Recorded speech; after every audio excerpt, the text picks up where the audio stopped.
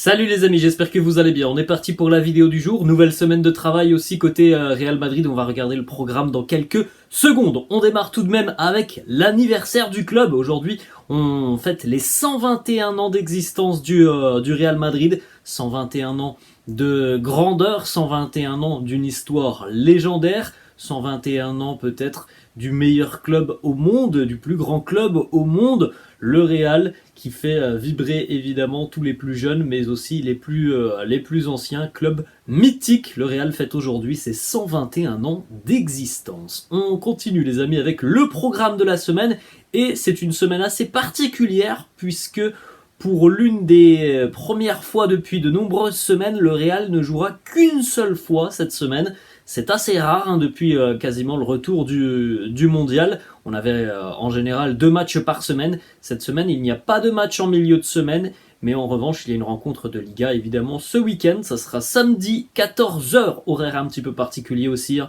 faut bien le noter parce qu'on n'a pas l'habitude de voir le Real jouer le samedi à 14h. Ça sera face à l'Espagnol Barcelone qui lutte pour son maintien.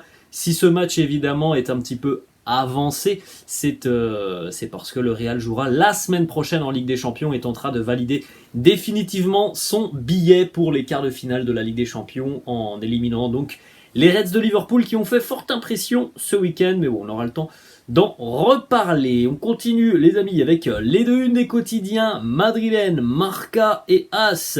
Marca qui fait sa une notamment plus principalement sur la victoire du Barça hier 1-0 face à Valence, avec encore une fois une décision arbitrale qui a été assez contestée. Je crois que c'est à 5 minutes de la fin de la rencontre. Vous avez d'ailleurs l'image arrêtée sur la une du quotidien Marca. Ce duel entre Fran Pérez et Franck Kessié. Pour certains il y a pénalty, pour d'autres il n'y a pas pénalty. Bon voilà, c'est comme ça. En tout cas le Barça c'est de nouveau imposé. Ensuite, on continue avec le quotidien AS avec cette image de Benzema à terre et ce titre Bajo 0 en dessous de 0. 0-0 hier pour le Real du côté du Benito Villamarín face au Betis Séville. Alors même si c'est vrai que ça a été une rencontre assez ouverte puisqu'on a eu pas mal de situations offensives, malheureusement. Voilà, pour les spectateurs, on aurait souhaité voir des buts. Je pense qu'on aurait pu avoir par exemple un partout ou 2 partout dans cette rencontre.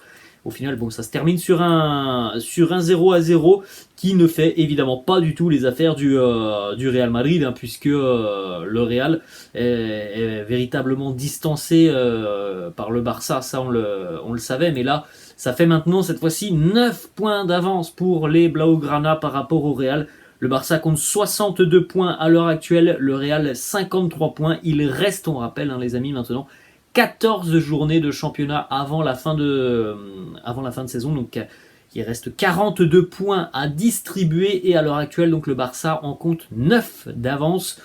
Donc autant dire que c'est évidemment une mission qui s'annonce très compliquée pour le Real de conserver son titre de champion d'Espagne. Hier, on a vu une première mi-temps assez timide offensivement. Encore une fois, on était dans la lignée de ce que l'on voit depuis 2-3 matchs maintenant, notamment le match face au Barça en milieu de semaine, face à l'Atlético il y a une semaine.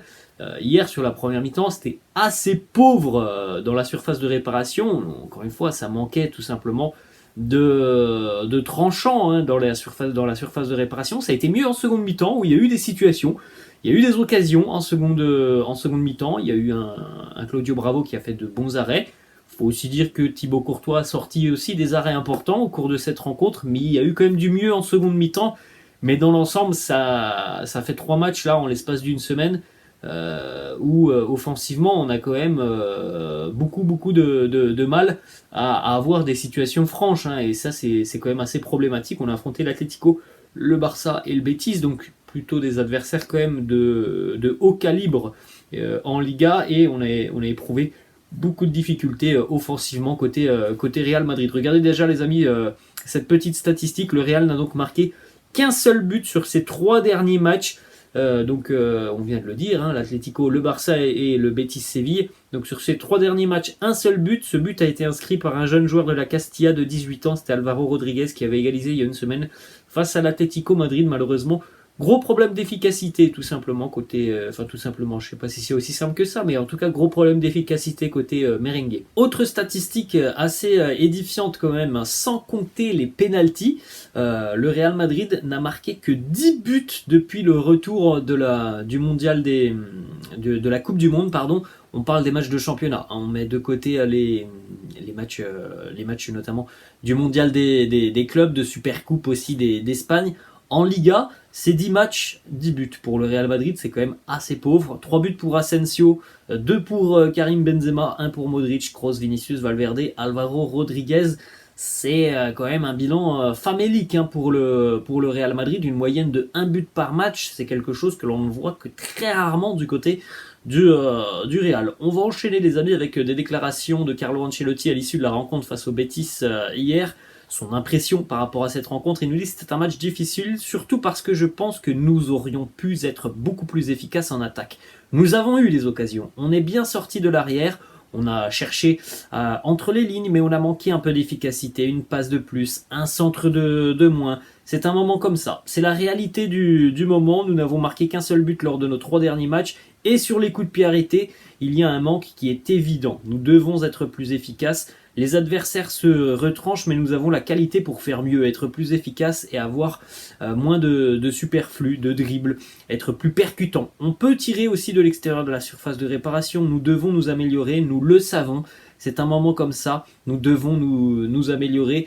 Je trouve quand même que bon, hier, le Betis ne s'est pas retranché. C'est pas franchement la même physionomie que l'on a vu face au Barça en milieu de semaine et il y a une semaine face à l'Atlético. Le Betis hier a quand même vraiment ouvert le jeu, hein. Ça a été un match assez plaisant. Bon, oui, ça se termine sur un 0-0, mais c'est un match plaisant où il y a des situations chaudes, mais notamment sur la première période. Je suis désolé, mais on manque de justesse, hein. Franchement, côté Real, on n'a aucune frappe cadrée en première période. C'était mieux en seconde mi-temps. Mais là, on n'a pas eu affaire à une équipe du Betis hier qui a bétonné, comme ça a pu être un peu le cas du Barça en milieu de semaine.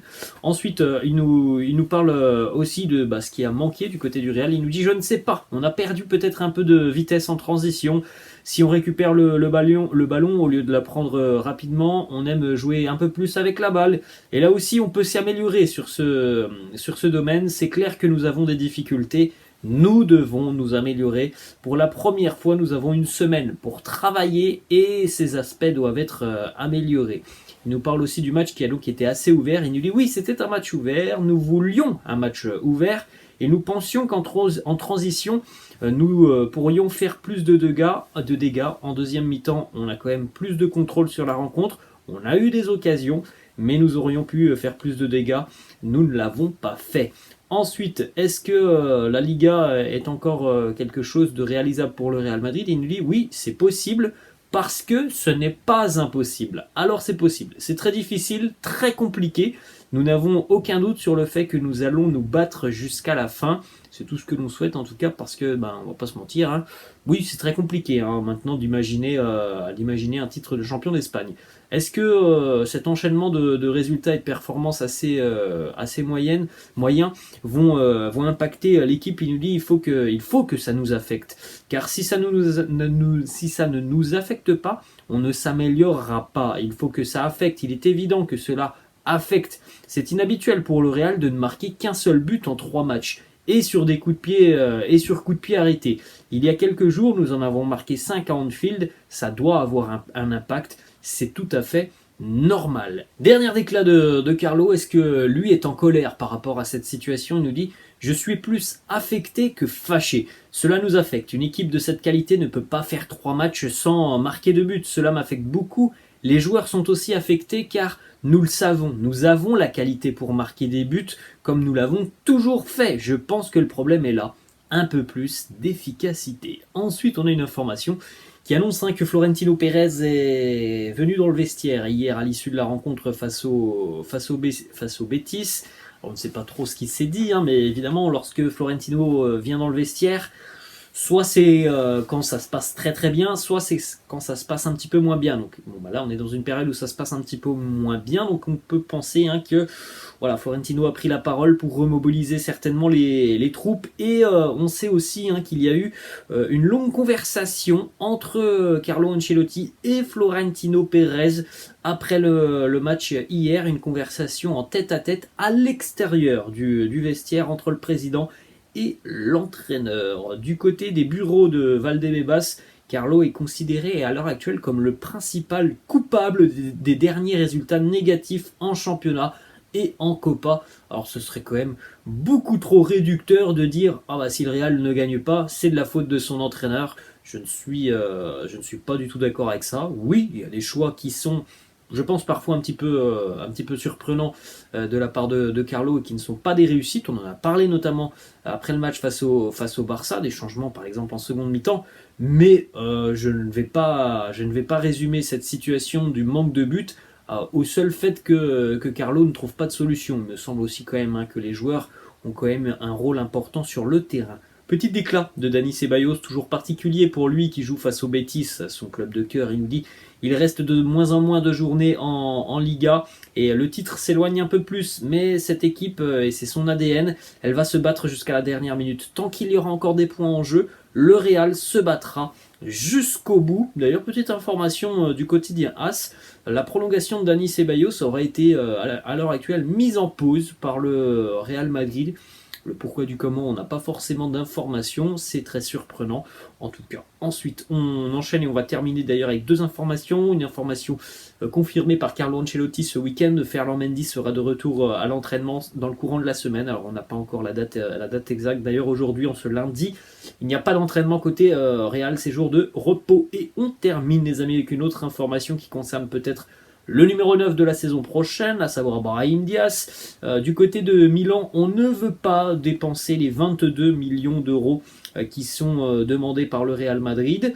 Le Real, lui, serait prêt donc à faire de Brahim Diaz un joueur qui pourrait entrer dans la rotation l'année prochaine. Donc toujours dossier important et dossier à suivre, parce que Milan n'est pas contre l'idée d'acheter définitivement Brahim Diaz, mais le Milan ne veut pas mettre ces 22 millions d'euros qui sont demandés par le Real. Donc voilà, c'est une situation un peu particulière pour le moment, mais en tout cas Brahim Diaz pourrait bel et bien être une alternative à Benzema la saison prochaine. Voilà les amis, la fin de cette vidéo. J'espère que ça vous a plu. N'hésitez pas comme d'habitude à lâcher un petit pouce bleu. N'hésitez pas non plus à vous abonner à la chaîne.